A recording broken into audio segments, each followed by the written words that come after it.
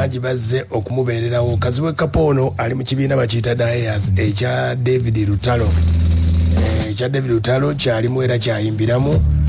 Ekivulu yategeezezza nti yali takimanyiiko wadde n'akamu wabula kwefu yaleeta idea eno okubeera nga agamba nti ekivulu eno bakiteekeyo. Kazibwe Kapo ayawukanako ku bayimbi bangi olw'ensonga yalina ekitone kye ekyokuba ate ng'ayogera naye ng'abasinga tebannakimanyaako. Kati mu mbeera eyo aba YouTube abakola akantu bakatuuma akantu kyova olaba nti ku YouTube bangi basobola okuba tebamanya ebyama bya Kazibwe Kapo n'aleeta emboozi eyo Sseba avuga Mamuli Katumba gye yali abakola atya yali ababulizza ku kizinga gye baali mu mbeera eyo. Kati ekivulu kino kigenda kubaayo nga 12.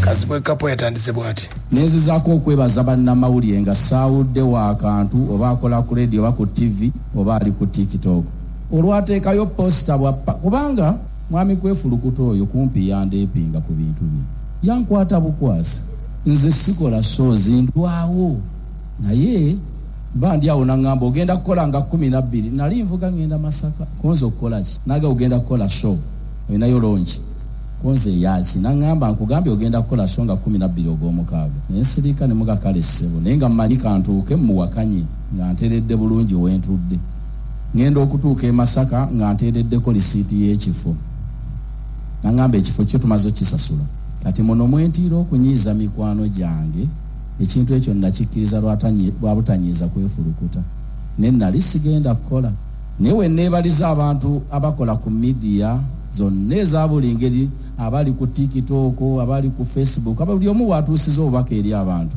olwateekayo posita bwappa mu nnaku 2 ng'ekivulu kimanyikiddwa Uganda yonna.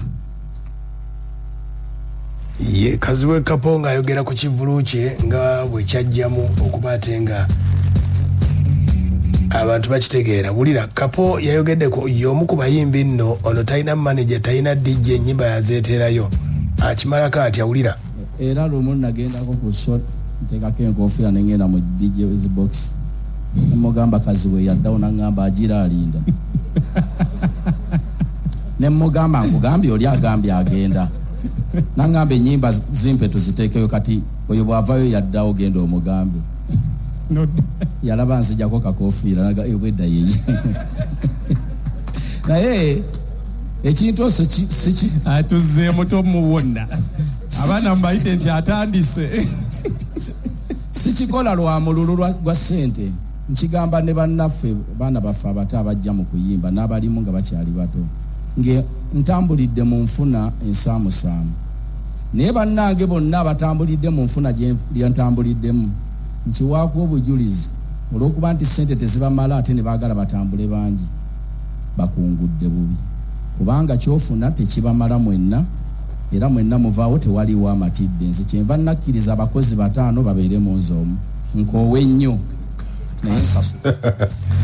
Kazibwe Kapo talina manager talina bawonsa tewali amugirira byonna yabyekolako wabazze ku mukolo yabyekolako kuteekayo nnyimba byonna bw'abaako oyo akola atya sooka oli bwe yagambye ani abuukinga mu kkubo wo paakinga ne weebakamu nze kennyini otulo bwe tunkwata era nga ngamba duleeva wange funa we basiika capati we wali abakuumi basiika capati weebakaawo era lumu navaako e Masaka eyo era kaayo atandise n'enkoyera ebuwama tone tunkwata zaali essaawa nga 10 ez'ekiro nenfuna we basiika capati bo bate bamanya alimu nenteeka ali nenneeba kolo nali nkoyinya akasana kikangobawo ng'emmotoka eyo essaawa zaawe zedda nnya olulala nali nva eyo lwali lusooka ne ngenda okuyimba eyo e Masaka egindi ekayunga eyo eno saidi y'ebugere nenkomawo nga nkoye nenkyama ku muzikiti okusaala naye ng'ate ngenda kuyimba ku Kamwesi naye obudde bukyali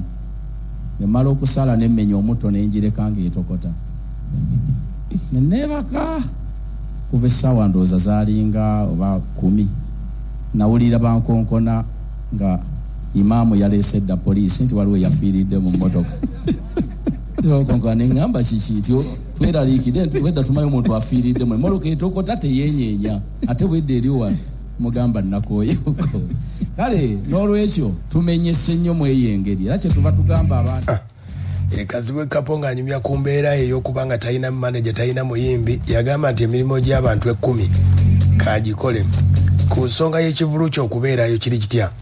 Enteekateeka nnungi abamu babadde balowooza olw'ebirwadde ebiriwo nti oba shot eriwo mbabuulira nti soja eri kubanga ne security tubadde nayo ogiwulidde nti buli kiwandiiko kyonna tukirina twakifunye era tujja kuuma bulungi embeera y'ebyobulamu ku mulyango ne mu ntuula. Siraba bingi byakwogera nnyo naye nze neebaza bwebaza bannange neebaza abaana ba TikTok abo. Kazibwe Kapo abayimbi abaddewo King Sai abaddewo owulira abantu abamu tebamanyi kusaaga ajjanga asaaga kumba akujerega yalwana kujjawo mayinja yefudde asaaga kumbe yanoonya dda wakola ki wakuba wanyumya akaboozi kaseba avuga ako kekamu kubutuleeta ottamu kanyomero n'otunyumizaamu kaboozi. Nze tiketi ezange nazigula dde okimanyi ngenda kukwata obudde era mbadde ne tiimu yange yatugezaako okusipotinga Airbnb eriraanye wano okumpi wano tusobole okuba nga tuli kumpi. Twagala tubeerewo okuva ku Lwokuna nga ffe tukyakaliraawo okulya ssente si kulya mwana. Kati ate olunaku lwa Kazibwe Kapo tutalya ssente nga tukola omwaka mulamba tulizirya kulumbeerwe. So bachali bange mwenna mujje. King Sai yarabudde abavubuka abanywe enjaga mbivulu. Tell them sir. Amazima abantu abamu twemanyi tubamanyi. Omusinkana n'akuyita erinnya nga poliisi emukutte naye nga weemukwatidde waswaza.